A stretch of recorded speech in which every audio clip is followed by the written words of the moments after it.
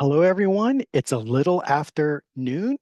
There are still people trying to get from the waiting room into the webinar, so we will go ahead and take care of some housekeeping items before I turn this presentation over to our speaker. Again, hello, everyone. Welcome to this presentation. I'm David Alderetti with the Office of Water Programs here at Sac State. Thank you for joining us today as we kick off our first of two Fall 2024 Water Seminar Series presentations. As most of you know, we are a training and research organization with a focus on water quality and water resources. We annually host two fall presentations and two spring presentations. We'll have one more presentation this fall on December 6th when Molly White from the California Department of Water Resources discusses the State Water Project operations. I want to point out that all the presentations we host are recorded and can be accessed via the Office of Water Programs website. Today's presentation will be approximately 40 minutes, with 20 minutes left for questions at the end. We can go a little beyond 1 p.m. to answer questions if necessary. However, if we are not able to answer all of the questions, we will forward those unanswered questions to our speaker, who has graciously agreed to address those questions via email. Please submit questions by emailing them to the address currently showing on the screen. You can take a screenshot or check the chat line where the email address is provided. With the housekeeping items out of the way, I want to welcome Sean de Guzman. Sean earned his bachelor's and master's degrees in civil engineering from Sac State, and he is a licensed civil engineer in California. He joined DWR in 2007 and has served or is serving as DWR's Manager of Snow Surveys and Water Supply Forecasting Team, Manager of the Flood Operations Section, Supervisor of Flood Emergency Preparedness and Response Programs, Program Manager for the Flood Emergency Response Grants Program. He worked in the Snow Surveys and Water Supply Forecasting Unit from 2013 to 2023. He has been featured in various media outlets representing DWR and discussing California's hydrologic conditions and was named the Snowman by Politico. I will now turn it over to Sean the Snowman de Guzman, who will be presenting on California snow surveys and water supply forecasting. Awesome. Thanks for the introduction there. Hopefully you can all hear me. I'll take that as a yes. We can hear you okay. All right, let me go ahead and go into presentation here. First off, thanks again for having me. You know, like was mentioned, Sac State alum, finished my bachelor's in 2010 and master's in 2014. And, you know, when I was at Sac State, they had always said, you know, the civil engineering world, especially in Sacramento, is a pretty small world. And even the water resources engineering world, it's a pretty small world. And sure enough, when I start seeing these names pop in, you see old professors, current colleagues, past colleagues, neighbors, you name it. So it's you know, it's kind of fun to see all the same people over and over and over again. So glad to be putting this on. Again, Sean de Guzman. I am now the manager of the flood operations section at DWR. I was with the group for about a little over 10 years, maybe about 11 years, and managed the group for about 5 of those years with snow surveys and water supply forecasting.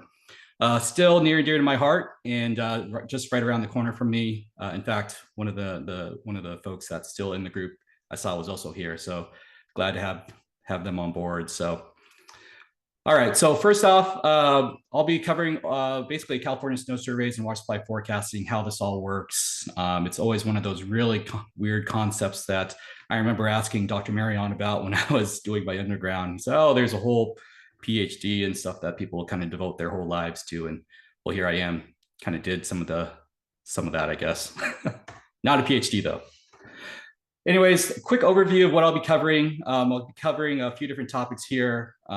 History of our California Cooperative Snow Surveys program. One of the people that actually helped on, I saw, is technically one of our cooperators of the program. I'll be talking a little about the snow survey procedures. How do we actually do that? And how do we actually measure snow manually, that is. talk a little bit about some of those legacy seasonal runoff forecasting procedures of how we actually forecast water supply, say from December 1 all the way through the end of the water year through September 30th. Some of those climate change impacts that we've definitely noticed on snowpack and seasonal runoff going forward. And basically what the last thing is like kind of our answer to that and how this program is kind of taking a step forward with the aerial remote sensing of snow program. So first off, kind of a little bit of background of where we come from and who we are. The California Cooperative Snow Survey Program, or CCSS for short, it actually started in 1929. It predates the California Department of Water Resources. And it actually was started way back when, in the late 1800s, early 1900s, during kind of those Tahoe water war years. And the picture of this gentleman here off to the right, his name is Dr. James E. Church. He was a professor up at UNR in the early 1900s, and he's kind of seen as the godfather of snow surveys. He's actually the inventor of the snow tube that we all see and know today, and it was actually invented in the early 1900s.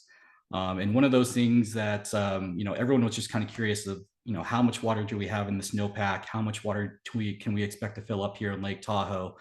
And a bunch of these groups got together and realized, hey, we kind of want to know that too, right? For power generation, for water supply, flood control, you name it. So it's a whole group of all these different agencies, such as say even SMUD, PG&E, U.S. Bureau of Reclamation, the Army Corps, Turlock Irrigation District, SoCal Edison, LADWP, Merced Irrigation District, Kings River Water Association, a lot of different groups getting together to basically try to figure out how much water is in the snow and eventually how much of that will melt and turn into our supply later on in those warm, dry summer months. So part of that is that forecast, right, of that water supply forecast. And so that water supply forecast is called our Bulletin 120, that water conditions in California. And so what that forecast is doing is that's actually looking at primarily that April through July runoff. So the unimpaired runoff for between April 1st through July 31st. And that's typically the volume that we're looking for water management, because during the winter months, that's when the flood control reservoirs, along the major Sierra Nevada rim reservoirs are kept low purposely for flood control. But after April 1, that's typically when your snow starts to melt, and that's when those reservoirs start to fill up for the summer in hopes of a full reservoir in the summer. So that's one of the primary purposes as to why we are forecasting an April through July runoff volume. We put together those forecasts as early as February 1, but we have other types of forecasts. We also have a water supply index forecast where we're forecasting how wet of a year it's going to be and how that water year classification is. So when you've heard of is the Sacramento or San Joaquin Valley, wet, dry, critical, normal, above normal, that's actually classified by the forecast that this team is responsible for putting together. And these forecasts, again, date back all the way to 1930, since the inception of the program.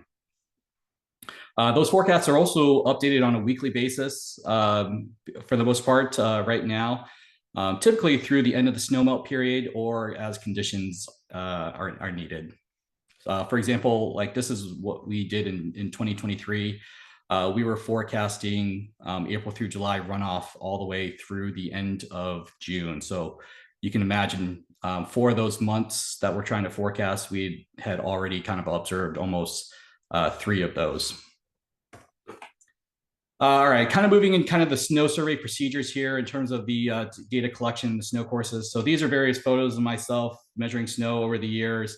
Off to the left here, I'm not sure if you'll see my cursor here. This is Andy Rising. He is now the new manager of the Snow Surveys and Water Supply Forecasting Group, and he's actually been a long time person on the team and one of the people that I learned a lot of this material from.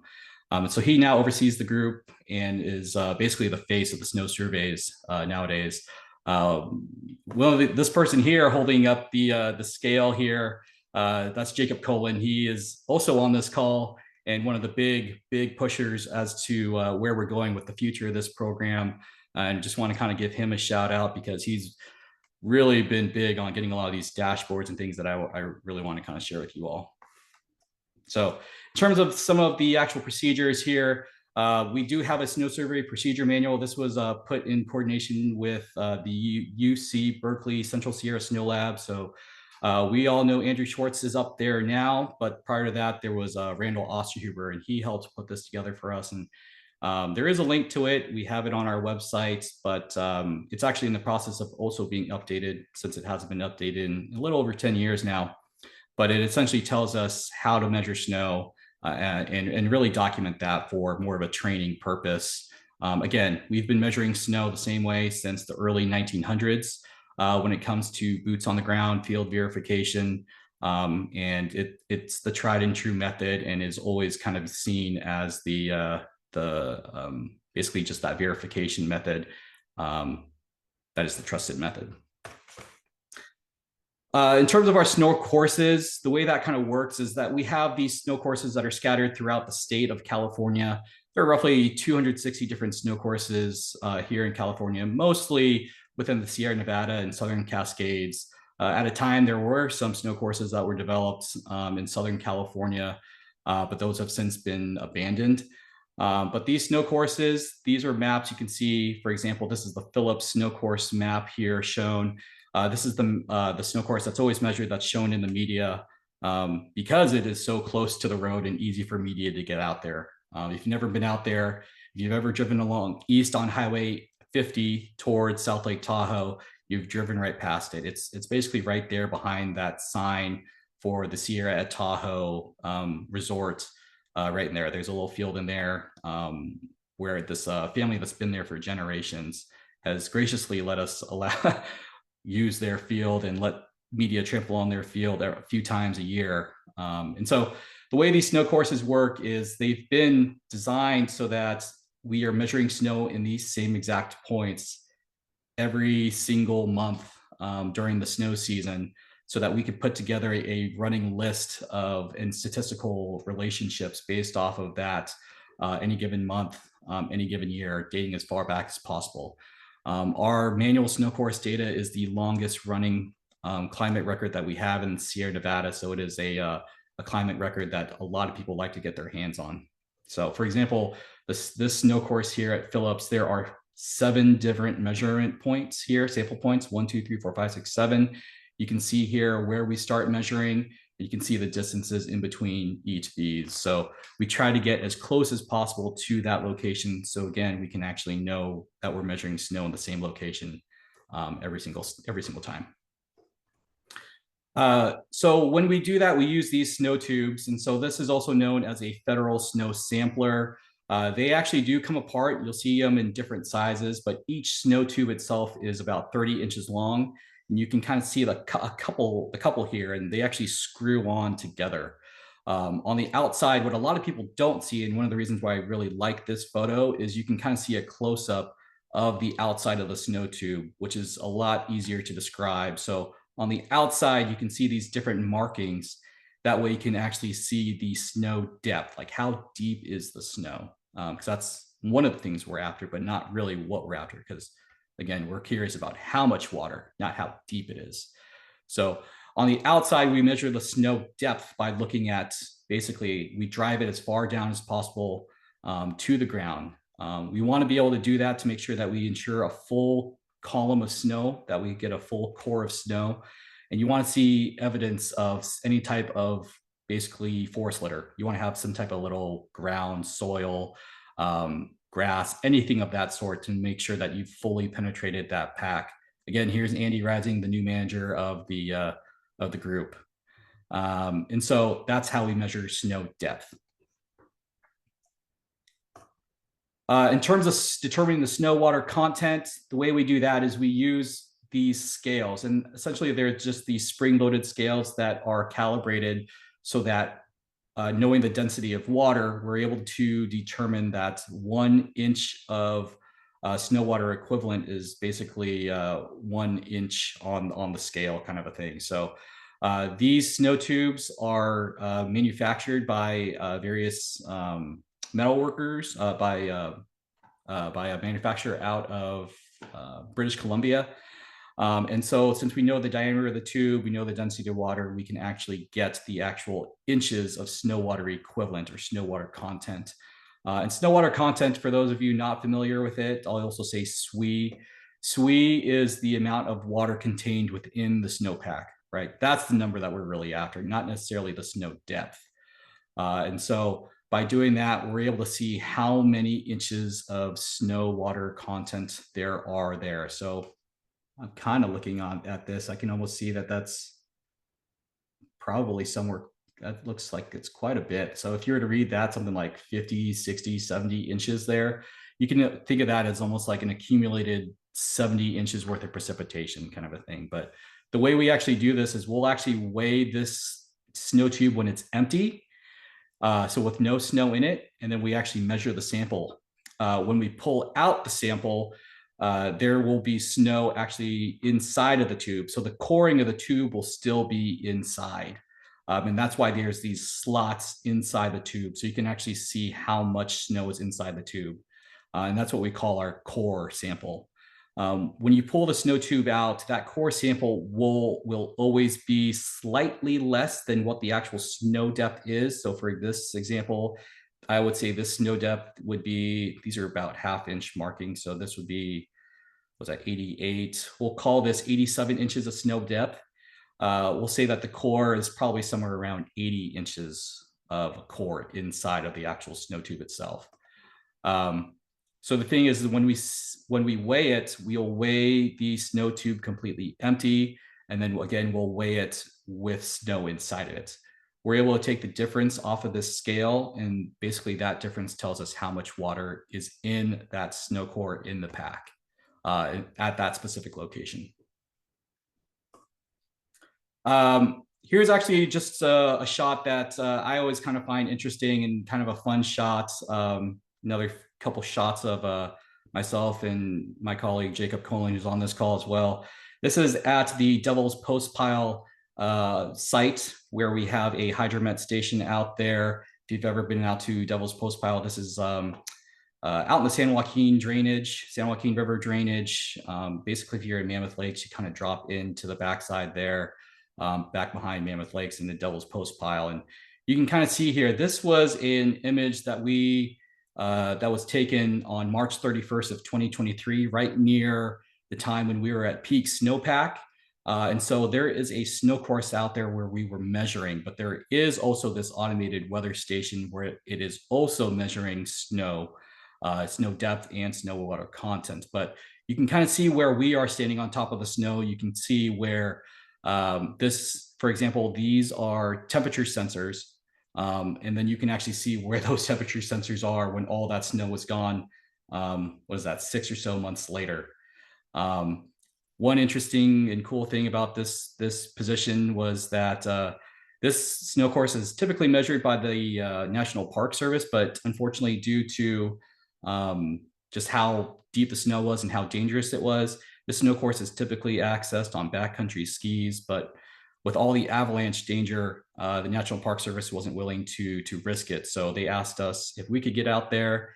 We asked if we could use a helicopter. They said yes. So sure enough, we jumped in a helicopter, flew out there, and were able to measure it in a day and get back to Sacramento that afternoon. So you can see what that snowpack looked like on the snow course. For example, on that snow course for that day, we had measured 186.5 inches of snow depth, about 84.5 inches of snow water content. That was equivalent to a density of 45%. So when I say density, that is our snow water content divided by our depth. So how much water is contained within that depth of snow. Just for everyone's reference, 374% of April 1 average. We use the April 1 average because in terms of snow water content, that's typically when snowpack is at its peak. After April 1, that's typically when snow starts to melt. Not because the temperatures get warmer, but because you get a lot more solar radiation and the energy into the snowpack is what's melting it, not just temperature. It's really that solar radiation that starts to melt out that snow. But the thing is I had kind of mentioned that field verification in snowpack and using a snow tube here to actually measure that snow. You can see here there was a discrepancy between what the snow sensor was reporting. So there is a snow pillow, and you can think of these snow pillows or snow sensors as like a it's kind of like a water bag that basically uses a pressure transducer to displace fluid in the ground and tell us how much that weight of snowpack weighs. So we're able to get a 15-minute automated data feed in of what the snowpack's doing. But at that specific date and time of when we were out there, when we measured 84.5 inches of snow water content, this snow sensor was only measuring 61.8 inches. So it's great to have this, data coming in real time, but at the same time, the instrumentation has to withstand a lot of these environmental factors. And you're going to get issues with these. So having the actual in-person field verification is absolutely paramount. Here's an example of a completed snow note and how they kind of look. So this is a snow note. This is Castle Creek 5 snow course. This is just on the other side of Highway 80 across from Boreal, right near Donner Summit. The way we kind of do these is we have across for the columns, we have the various sample numbers. So again, here is a snow course map. Castle Creek number 5 has 10 different measurement points, which represents the 10 different columns here. And so the HS stands for height of snow, or also known as depth. Core length, that is the snow core that remains within the snow tube that I had mentioned. Tare weight, that is the weight of the empty snow tube with no snow inside of it. And then this column would be the weight of the tube plus the core. So again, the weight of the tube with snow inside of it.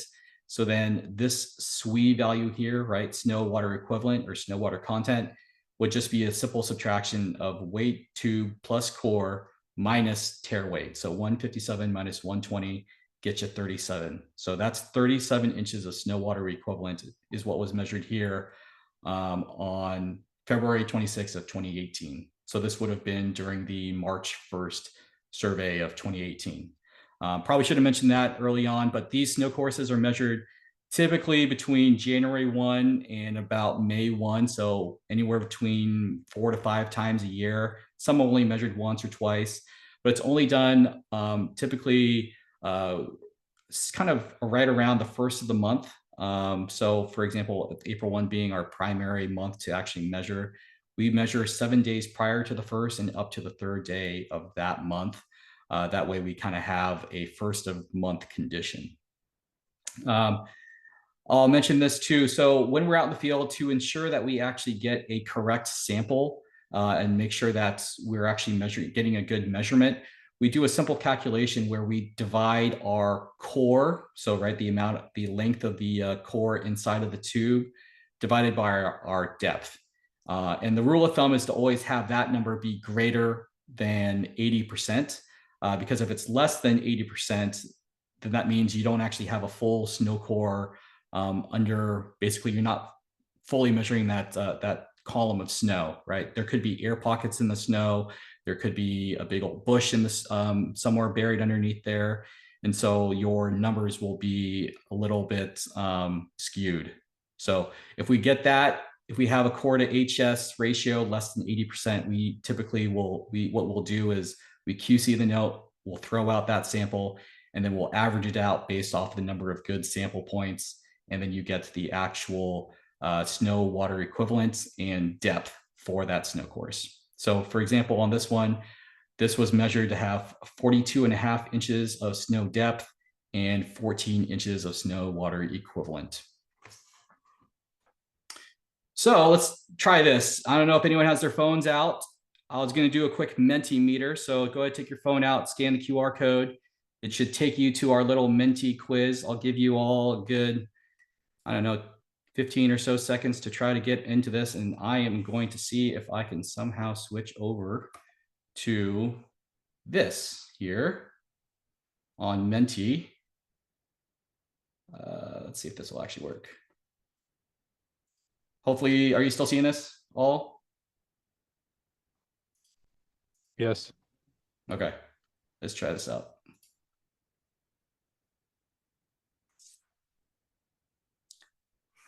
It's been a while since I've done this one. Oops.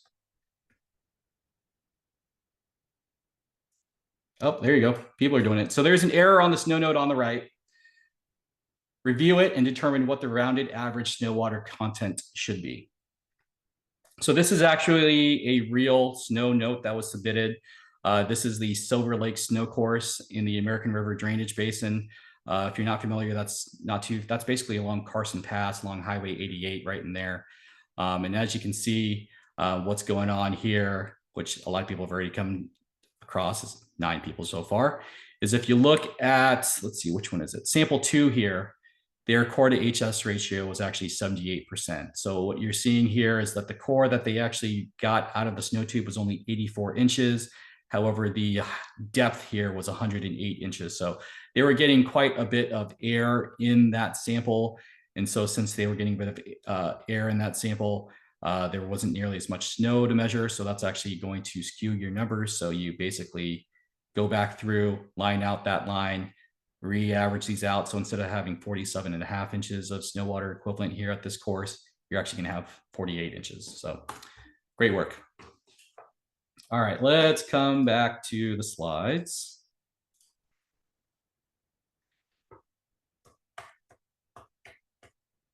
All right, let's make sure. There you go. So now coming to, so I kind of described how we do the manual snow surveys, but that was one of the questions that we always kind of get is, we used to be called just the snow surveys section. And so we'd always get this common misconception of, okay, well, you don't really have much snow to measure in the summertime. You must be doing nothing, which is, we always kind of laugh about, because the snow measurement portion of the job is like the 5% of the job that we actually do. The majority of the job is actually the modeling and the forecasting. And so that's why we're now called the Snow Surveys and Water Supply Forecasting Unit. So in terms of how we do that, the legacy forecasting procedure of how we actually forecast is using multiple linear regression equations that relate April through July unimpaired runoff based on snow, precipitation, and runoff. When I first started working in snow surveys and doing some of these Bulletin 120 forecasts, I was actually talking with a few of my colleagues who were in the group at the time. And they were also Sac State alums who had completed their masters. And I was kind of asking about how we did some of these regression equations. And they had known that I had just was kind of finishing off my master's at Sac State. And they're like, do you remember Dr. Mahmood's class with engineering statistics? And I said, yeah, I didn't really understand it, but I passed somehow. Like, yeah, it's kind of like that. I'm like, oh, well, shoot, I could better figure that class out again. So that's essentially what we do with some of these forecasts, the legacy forecasting procedures. However, some of these watersheds, right, because we're forecasting watersheds as far north as the Shasta drainage, and then everything is far south in the Kern River Basin. So again, the entire Sierra Nevada and Southern Cascades. But as you know, the geology and topography of the Sierra Nevada is vastly different across the state. So even if you're trying to correlate snow to runoff, it's going to look a lot different based on which watershed you're looking at. So off to the right is a simple scatter plot correlating our high elevation snow to our April through July runoff. You can see that the Kings River watershed has a better correlation with high snow compared to the Feather River. If you're not familiar with the geography and topography of those watersheds, the Feather River drainage, about 99% of the watershed is below 7,000 feet in elevation. The exception to that being basically Mount Lassen. The Kings River watershed, on the other hand, I believe the number is about 60% of that watershed is above 7,000 feet. So a lot taller peaks, a lot more area that is actually covered in snow. So that's why you tend to have a lot better correlation from snow to runoff. At the same time, you got to think about the soils and the geology. So the Feather River tends to have a lot of those volcanic soils where, the further south you move in the Sierra Nevada is a lot more granitic material just solid granite. So that's why you get a lot better correlation of snow to runoff. Some of the climate change impacts on snowpack. This is something that I'm sure you're all kind of familiar with. Obviously, with a warming climate, what we would typically get as snowfall, we're now starting to see as rain. That's definitely made an impact when it comes to flood control, especially reservoirs. You know, when we're used to and when reservoir operators are basically regulated on by the U.S. Army Corps of Engineers with their water control manuals, and those water control manuals being developed in the say the 60s, 70s, based on old hydrology. When hey, this is what you'll be getting in terms of snowpack, in terms of runoff. Those things don't really hold tight anymore. So that's one of the big pushes when it comes to kind of this next step into the future with reservoir operations and in a lot of why DWR is investing in FIRO, right? That's the forecast informed reservoir operation. So obviously this warming climate with that rising snow line, it's definitely throwing a wrench into things. The snowfall distribution is a lot different. Obviously with climate change, we've seen a vast impact in wildfires. In terms of the Feather River drainage here, you're looking on the top right, a map of the Feather River, kind of outlined in this region, and then below that is the Yuba River drainage. This is showing various wildfire burn scars since 2018. And this is actually only 2018 through 2022. And I want to say the number of acreage is burned is about 57% of this watershed has burned between 2018 and 2022. So when we're using historical relationships, using regression methods to try to predict runoff, it's hard to use old data to predict future conditions. And that's kind of where we are right now.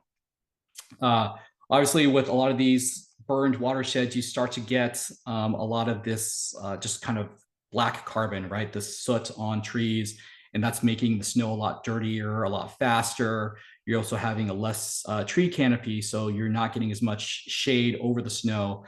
And so that is lowering your snow albedo, right? That's the reflectivity of the snow. So that's actually going to be accelerating melt as well. And so again, kind of relating historical relationships using regression methods to try to predict future conditions. We've really gotten ourselves into trouble trying to predict that. And so obviously we need to kind of make a move towards something better, right? We're now in the 21st century. We could probably come up with something a little bit better than linear regression.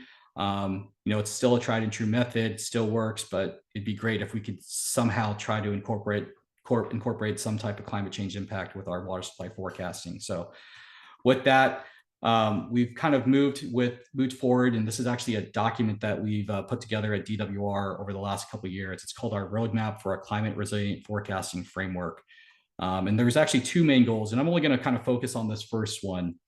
So it focuses in on transitioning from an index-based statistical forecasting tool, such as linear regression, right? That's the legacy forecasting procedure, precipitation runoff, precipitation, snowpack, and runoff, to spatially explicit, physically based, and climate-informed modeling tools, such as watershed models that simulate the physical processes of snow accumulation and melt, and can incorporate forecasts.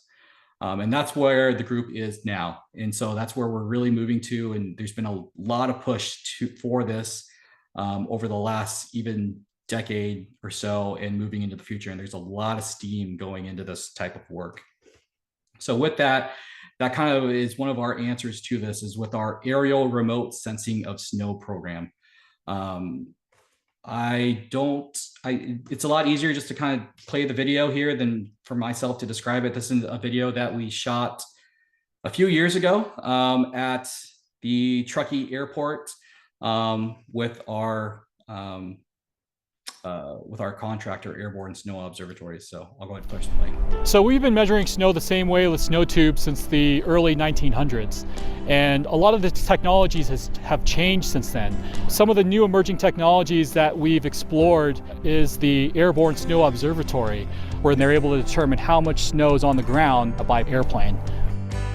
The Airborne Snow Observatory is an aircraft that has a scanning LiDAR and an imaging spectrometer on board. And from 23,000 feet flying over, we can measure the snow depth to within about 2.5 inches from 23,000 feet. Still blows me away, and I've been doing this for over a decade now. You think about our traditional network of snow courses and snow pillows, and those are all in individual single locations. And when you think about how big a watershed is, even if you're measuring maybe 10 sites in a large watershed, you're not covering the whole thing. And so with ASO, it can fly over and get data every 3 square meters in that watershed and tell us very precisely what's going on in the snowpack, more so than we've ever known before. If you think of it like a television set, with the snow courses, those snow tubes, and the snow pillows, about 4 or 5 of the pixels on your TV set get turned on. Well, you can't see the whole picture. So with the Airborne Snow Observatory, what we do is turn on every pixel of the TV. So we get the complete picture, and we know how much water there is in that snowpack. It's really important that we have an understanding in each watershed and the best understanding we can. And so that's where these technologies like ASO come in to improve that understanding. And we've got great partners up and down the state, local water agencies and federal water agencies, the United States Bureau of Reclamation, that are helping make sure we can get this technology expanded as far as we can. Snow surveys and the forecast that comes from that allows us to be able to operate much more efficiently. So when you know how much water is coming, the users of the water can plan better. We can maximize storage and not over-release ahead of time or not under-release and have issues with flooding. So definitely critical to operations of not only Lake Tahoe, but the other reservoirs in the system.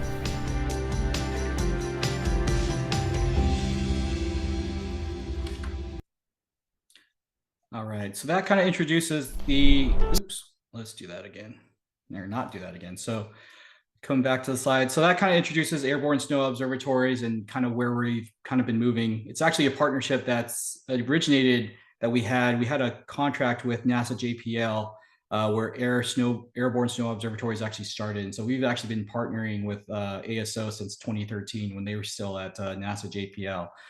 Back in 2019, NASA decided, hey, this is no longer really a research and development type of thing. So they kind of got kicked out of JPL and are now their own private contractor who we basically contract with at DWR. And again, they're measuring snow water equivalence and snow albedo, right? Reflectivity of the snow. With that, let's see, let's keep going. So Tom Painter, who is the CEO and founder of ASO, he kind of talked about turning on all those pixels of the TV. And that's really a great metaphor that I love to use, because with our snow courses and snow sensors, again, it's one tiny little point, maybe 5, 10, 15, even 20 different locations across an entire watershed where we might know how much snow there is. But when you're able to do that at a 3-meter resolution, it really opens up the possibilities of what you can count. So this is an example that I like to show in a real life example of what happened in 2023. So this is actually looking at the Tuolumne River watershed. So up here, and this is kind of looking up the valley here. So this would be, as you can see here, Hetch Hetchy, Eleanor, and Cherry reservoirs here, owned and operated by City and County of San Francisco, PUC.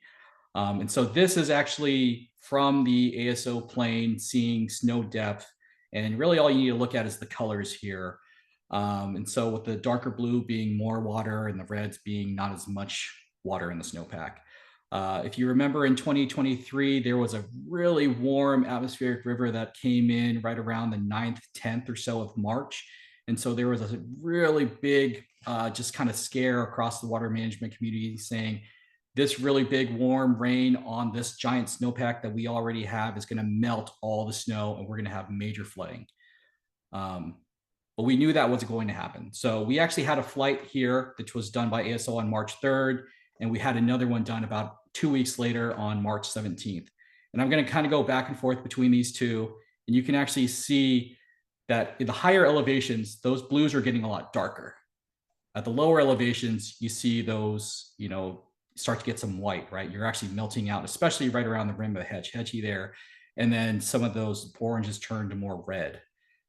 So what was happening here is if you're looking at this kind of plot here with elevation on the y-axis and basically SWE volume, so in thousands of acre feet at these different elevation bands, right around this 5,000 foot elevation band, with this bluish line being the March 2nd ASO flight and the red one being the March 16th ASO flight. What happened here is all of that warm rain that fell during that AR melted out some snow in the lower elevations below 5,000 feet. For the elevations above 5,000 feet, you can see all that rain just got soaked into that pack, and it just got a lot more denser, a lot icier. And we can actually accumulate that all up, and you can see where that difference is. For example, the majority of this snowpack in the Tuolumne River drainage is somewhere between 8,000 and 10,000 feet in elevation. So kind of looking at some of the ARs that have kind of comparing water years 23 and 24 here, and I should probably mention this too, is that here at DWR, we've actually invested a lot of money into atmospheric river research, and one of those big contracts that we have is with the Center for Western Weather and Water Extremes out of UC San Diego's Scripps Institution of Oceanography. In fact, the person that puts these maps together and draws these lines on the map, his name is Chad Hecht. He's actually one of our embedded hydrologists that sits in our office in Sacramento. And they're the ones doing all this great AR research for us. But if you were to compare water years 23 and 24, as you can see, there were actually less ARs that actually made landfall along the West Coast in water year 23, shown on the left, versus what actually made landfall in water year 24, 38 versus 51. Primary reason why there was so much more of an impact in 23 is because most of those ones were actually making landfall along California, whereas the ARs in this past water year of 2024 are mostly focused on the Pacific Northwest. Additionally, the ARs in water year 23 had more of that storm trajectory kind of hitting from kind of that northerly storm trajectory. And when they would hit the Sierra Nevadas, which kind of run east to west in elevation, they kind of get that orographic effect where they would just dump water as soon as you start hitting a lot higher elevation. So a little different, more ARs, but not as impactful, and kind of one of the differences between water years 23 and 24. I know I'm got a little bit more time here, but I really just want to showcase where we're going with some of the stuff that we're doing here with DWR and the snow surveys team. And one of the things that I wanted to kind of showcase is this. Let me see if I can move this out of the way here. Full screen this a little bit. Is a whole brand new website that we launched about a year ago now, called Snow Tracks, and you can actually access it at snow.water.ca.gov. It is a companion to our CDEC website, cdec.water.ca.gov. But this is a really cool website that is basically one of my babies, and I'm super proud of that we actually launched. And it's any and all kind of this new age snow data that we have out there, and not just snow data, any type of water supply forecasting data that we want to make publicly available and out there for people to come see, use, and share. So we've put together various interactive dashboards on this. Some of the information that you can even just see is just various statewide snowpack numbers compared to average in the various regions. If you're looking statewide, northern, central, southern Sierras. Other cool dashboards that we've put together this is one that's been ongoing for a long time, where you can actually compare various forecasts that we have coming in from various agencies, either CW3E, ASO, our own Bulletin 120 forecasts from the National Weather Service with the California Nevada River Forecast Center, You can click on the watersheds, change the watershed that you're looking at. You can kind of zoom in on this information, hover over, see how that all compares. Very cool things that you can actually do. You can also see here, based off of the various snow pillows or snow sensors, right? This is that real-time snow data that's out there. You can click on any of these snow sensors that are available, and it actually shows you a statistical kind of quantile series, time series for each of these snow pillows. So if you can actually, let me move this over a little bit here. You can actually turn on some of these years. And so if I click on 2023 here, you can actually see some of these maximum days here actually occurred in 2023. And you can actually turn on quite a few of these years and see compare how various years compared to each other. This is probably by far one of my favorite dashboards that we put together. This is called our SWE 3D dashboard. And so again, right, we're getting a lot of this high resolution snow data available, and why not let people get their hands on it? So this is looking at the Merced watershed. You can actually click on any of these watersheds here. And one really cool thing is you can actually zoom, move around, tilt, and actually zoom in on the watershed. So this is actually the Yosemite Valley in here. You can actually kind of see Half Dome right in there. And then when you hover over these, it'll actually tell you at that exact pixel on the map how much snow water equivalent is there. So where my mouse is, it's telling me there's 19.1 inches of snow water equivalent on that pixel. So a really cool thing to see, to move around. It shows the different flights that we have here that were done. So this is the flight from March 8th of 2024. You could even see some of the flight data that we had from 2023. Well, it's going to come, might take a second. These are fairly large files, my understanding. Either way, we'll keep moving forward.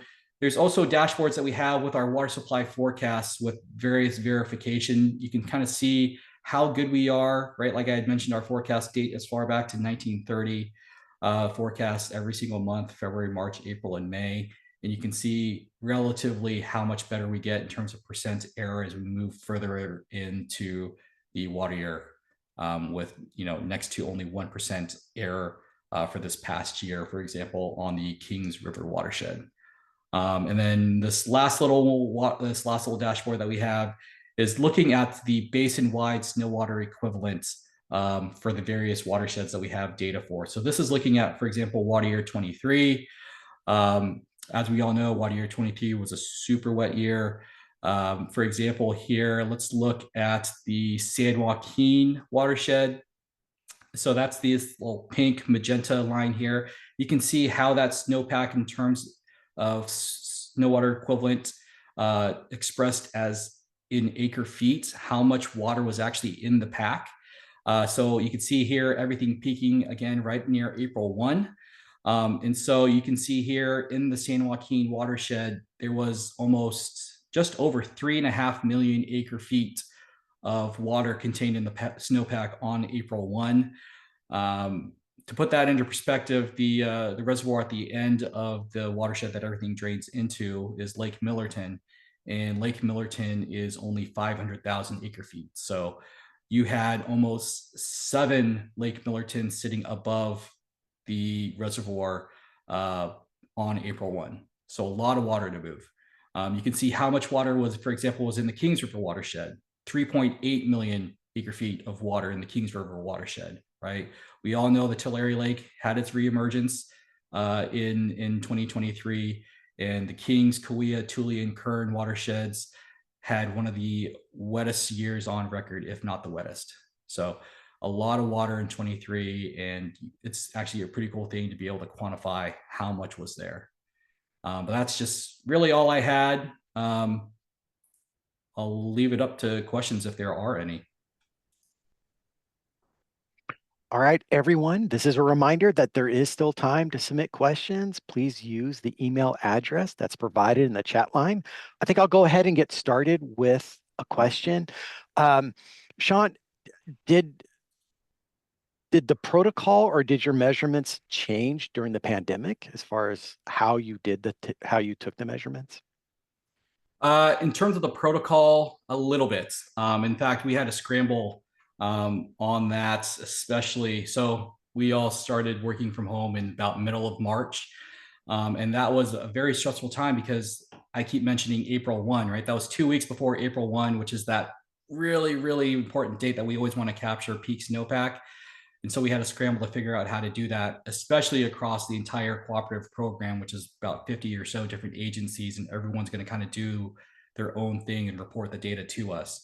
We had to put out guidance for COVID as to how these are done. So in terms of the measurements themselves, that all stayed the same, but it was the safety stuff in terms of COVID and not trying to expose people. There are various, partner pairs, husband-wife pairs that you're like, oh, we don't mind going out together. We have, for example, in the Kern River watershed, there is a about 100-mile backcountry loop that they do over about 10 to 14 days, skiing from cabin to cabin, being in close quarters with each other, very, very rustic. And so trying to put people from outside different households in these tiny quarters wasn't something that we were comfortable with. So for that April 1 of 2020, out of the 260 snow courses, I want to say we only ended up capturing about 2/3 of them, where we usually get full coverage, basically every single one on April. But that's April 1 of 2020. That was about 2/3, if I remember that right. Wow. I know there are some Sac State alum in the participant list, and I thought I saw some students as well. I know that during your presentation, you mentioned Dr. Mahmood's statistics class. Is there any other course that comes to mind that really helped you with this position? Um, to be honest with you, not really. Dr. Mahmood's class, I remember doing a lot of the statistics in that. Really helped. I'm not sure if you all still do your CE 101 course, but that was one obviously with I know David, you taught one of the labs, and when we talked earlier this week, like, yeah, you weren't my lab professor. So, we have various spreadsheets, obviously that we have macros and things that are written that we will sometimes tweak here and there. So, but yeah, obviously just the water resources alone and trying to dig into snow hydrology is something a lot different that we don't typically tap into. It's a very niche field. Right. I don't see any questions that have come in. We still, again, like to just remind everyone, you can still submit questions. So please do so if you would like to. Sean, since no questions have come in, I mean, I know you mentioned that you had to take a helicopter out to that one site. Are there any other cool stories you have? Ooh, that was probably one of the coolest.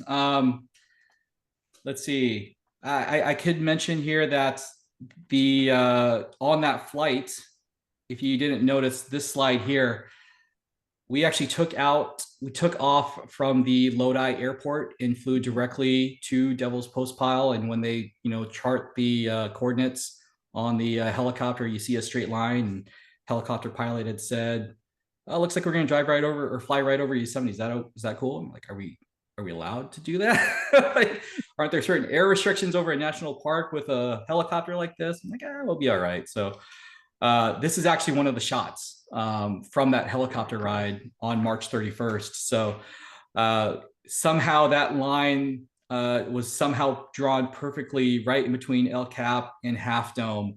And so this is one of those really cool shots that no one will ever really see, not unless you're in a helicopter like this. So yeah, that helicopter pilot had mentioned, "Hey, I have to do my power checks to make sure I can, get the helicopter up and out at high elevation. Is it okay if I just circle around Half Dome real quick? We'll just kind of float over the valley for about a minute or so. Is that okay with you?" We all looked at ourselves like, "Oh, of course that's okay." So this is one of the shots that I just even took with my phone. It's washed out obviously for the presentation, but so this is looking westbound, looking out west, looking out the valley, Yosemite Valley, and towards the Central Valley here with Half Dome here shown on the left. So that's probably one of the coolest things that we've had to do, that I've gotten to do. But there's a lot of different type of work that our group does. Obviously, like I mentioned, accessing these snow courses you can do on backcountry skis, snowmobiles, snowcats, um, helicopters, obviously, snowshoes, you name it. However you can get to it as safe as possible is the best method. But a lot of this work, though, is not just done in the wintertime measuring Right. snow. There's a lot of maintenance that goes into a lot of the automated weather stations and the hydromet stations in the summertime.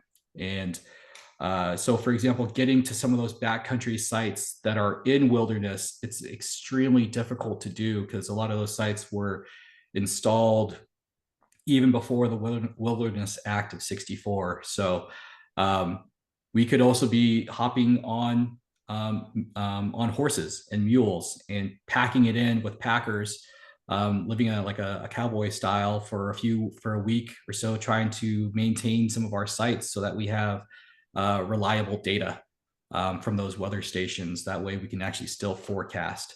That's one of the issues that we had in 23 is with how deep the snowpack was, how windy it was. We had watersheds that had next to no weather stations that were reporting data. So having other sources of data is always helpful, but we need the built-in redundancy when it comes to any type of weather station data. Okay, a couple of questions have come in. Yeah.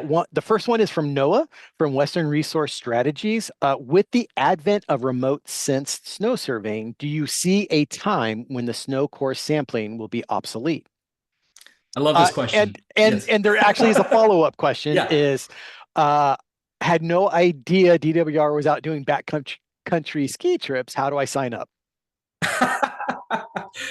Backcountry ski trips, yeah, that's a hard one. We barely even do those on our own, and a lot of those get contracted out nowadays. But I still have my pair of skis here that I keep here just to kind of remind myself of the good times. But in terms of will all the remote sensing data that's now new and out there, will it ever replace the traditional snow courses? No, and never. And that's an easy no. And the entire snow community is in favor of that because, as we all know, it isn't as tried and true or as the actual field verification. You still need someone out there to verify it. There's always issues with the instrumentation. It's also way too expensive to be flying a plane every single day, using satellite data like that to process the data. You still need some type of field verification. So, for example, with like ASO, they're only measuring snow depth. They're still using a model to calculate snow water equivalent based on density using the snow depth measurements that we're getting from our snow courses. So there's a little bit of circular referencing there, but at the same time, you still need manual measurements to verify everything. In fact, we have a whole program that is doing just in situ measurements in various locations so that we can just input the manual measurements into to verify and shift a lot of those remote sensed data sets. Okay. Next question. We still have a couple more have come in. Could you please repeat your description of the error in the snow survey data sheet you showed? Oh yeah, let me. And that question came from Alan. I apologize. Yeah, let's see. So I kind of went really quickly over that one.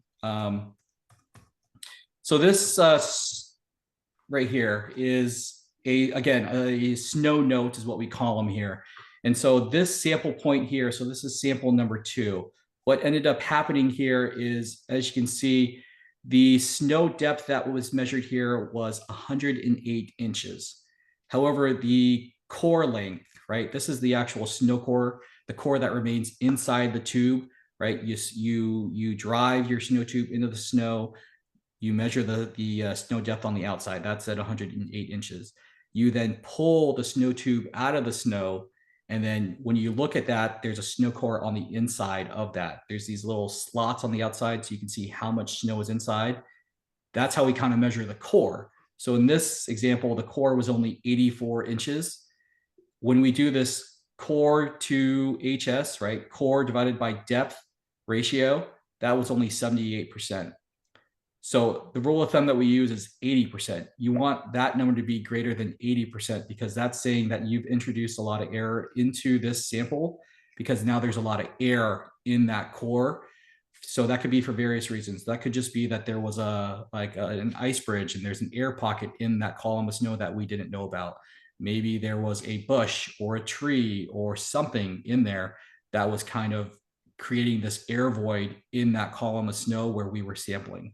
So that's why in the summertime, we actually go out and do snow course maintenance where we're clearing trees, clearing shrubs, cutting down manzanita trees, things like that to make sure that the snow falls the same way as it did in 1910. And this is something that we have obviously permits with the U.S. Forest Service and National Park Service and things like that, and partner with them to do that. All right, we are at 1:01.